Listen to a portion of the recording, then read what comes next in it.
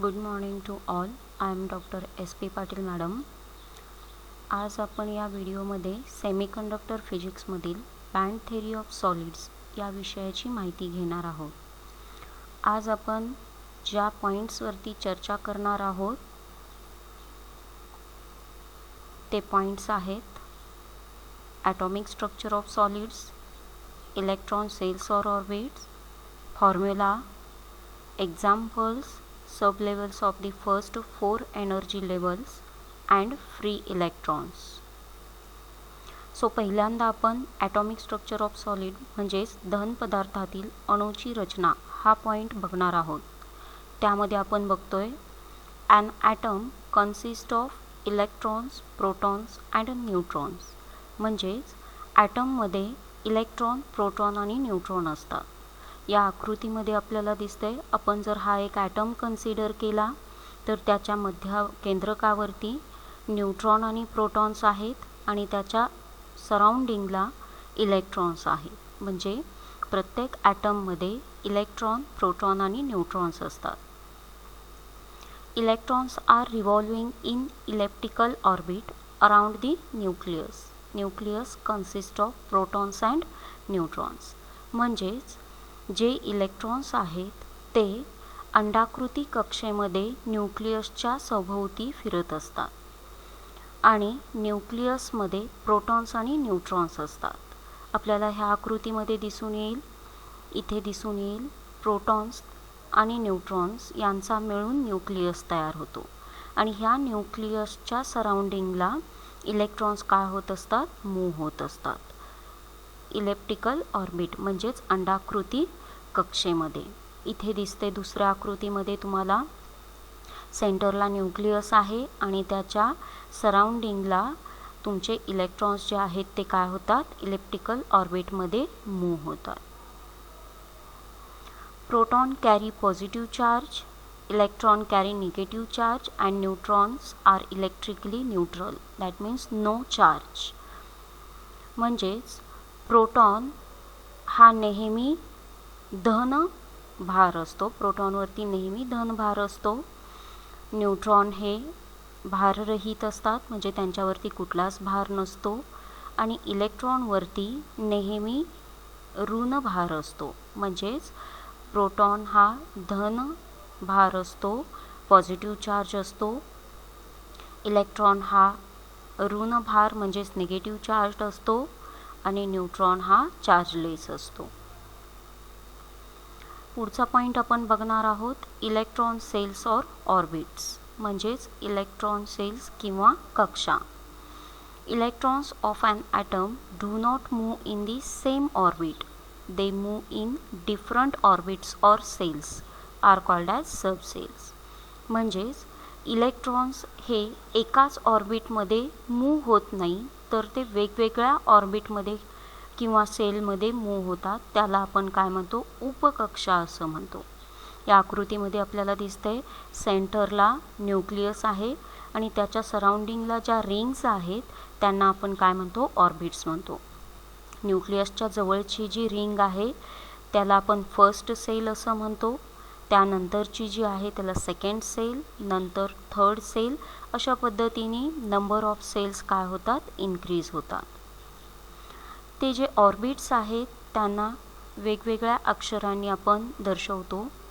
First orbit जी आहे त्याला के सेलनी दर्शवतो. दुसरी ऑर्बिट जी आहे त्याला एल सेलनी दर्शवतो. तिसरी आहे ती एम सेलनी दर्शवली जाते आणि चौथी जी आहे ती एन सेलनी दर्शवली जाते. आता जास्तीत जास्त इलेक्ट्रॉन्स कोणत्या ऑर्बिटमध्ये आहेत हे काढण्यासाठी सूत्र आहे. सो आपण पुढे बघतोय formula. The maximum number of electrons that can exist in the orbit is equal to 2n square, where n is the number of orbits or cells. म्हणजेच एखाद्या ऑर्बिटमध्ये जास्तीत जास्त किती इलेक्ट्रॉन्स आहेत हे काढण्यासाठी हे सूत्र वापरलं जातं, 2nचा वर्ग. n म्हणजे काय असतं, तर त्या ऑर्बिटचा नंबर असतो. याची एक्झाम्पल्स आपण बघतोय. पहिलं एक्झाम्पल घेतो. For first shell n is equal to 1, then 2 × 1 square is equal to 2 electrons. म्हणजेच काय, जर आपण पहिली कक्षा कन्सिडर केली तर त्यामध्ये n इज इक्वल टू काय असणार आहे, 1 असणार आहे.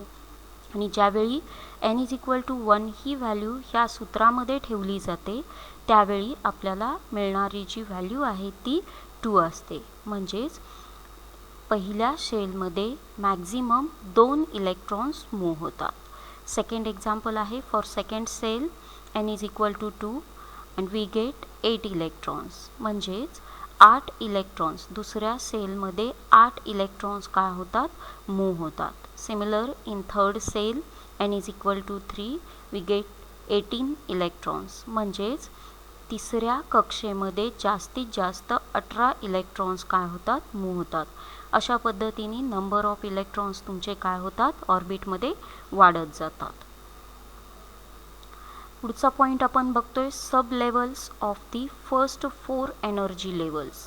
या टेबलमध्ये आपल्याला दिसते प्रिन्सिपल एनर्जी लेवल म्हणजेच काय तर ओरिजिनल ऑर्बिट, ते आपण KLMN नी काय करतोय, दर्शवतोय आणि त्याचा नंबर आहे 1 2 3 4.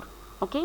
आता K या ऑर्बिटची सब लेवल काय आहे तर S आहे आणि त्याच्यामध्ये 2 इलेक्ट्रॉन काय होतात, मूव्ह होतात. ओके.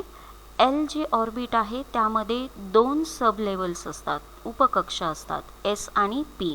त्यामध्ये S मध्ये 2 इलेक्ट्रॉन मूव्ह होतात आणि P मध्ये 6 इलेक्ट्रॉन मूव्ह होतात. सो टोटल L ऑर्बिटमध्ये 8 इलेक्ट्रॉन काय होतात, मूव्ह होतात. तिसरी जी आहे कक्षा ती M आहे, त्यामध्ये 3 सब लेवल्स आहेत, S P D. S मध्ये 2 इलेक्ट्रॉन, P मध्ये 6 इलेक्ट्रॉन आणि D मध्ये 10 इलेक्ट्रॉन मूव्ह होतात.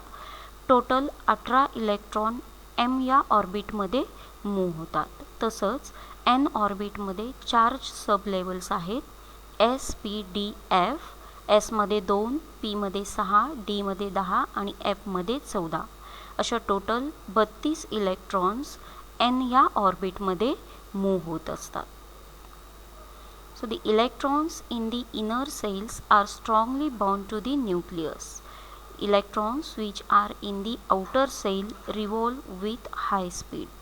म्हणजेच न्यूक्लियसच्या जवळच्या ज्या कक्षा आहेत त्यामधील इलेक्ट्रॉन न्यूक्लियसशी स्ट्रॉंगली बॉन्डेड असतात आणि जी बाहेरची कक्षा आहे त्या कक्षेमधील जी इलेक्ट्रॉन्स आहेत ते न्यूक्लियसशी लूजली बॉन्ड असतात. त्यामुळं ते इलेक्ट्रॉन्स जास्त स्पीडनी त्या कक्षेमध्ये रिव्हॉल्व होत असतात, मूव्ह होत असतात.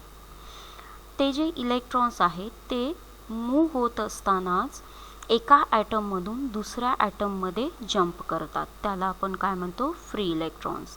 That means these electrons are travel from one atom to another atom. Such electrons are called as free electrons. आपल्याला आकृतीमध्ये दिसते सोडियमच्या आउटर मोस्ट सेलमधला एक इलेक्ट्रॉन क्लोरीनच्या आउटर मोस्ट सेलमध्ये काय करतोय, जंप करतोय. तो जो जंप केलेला इलेक्ट्रॉन आहे त्याला आपण काय म्हणतो, फ्री इलेक्ट्रॉन असं म्हणतो. सो समरी, आपण आज या व्हिडिओमध्ये ॲटॉमिक स्ट्रक्चर ऑफ सॉलिड बघितलं, इलेक्ट्रॉन सेल्स और orbit, formula, examples, sub levels of the first 4 energy levels and free electrons बघितलेला आहे.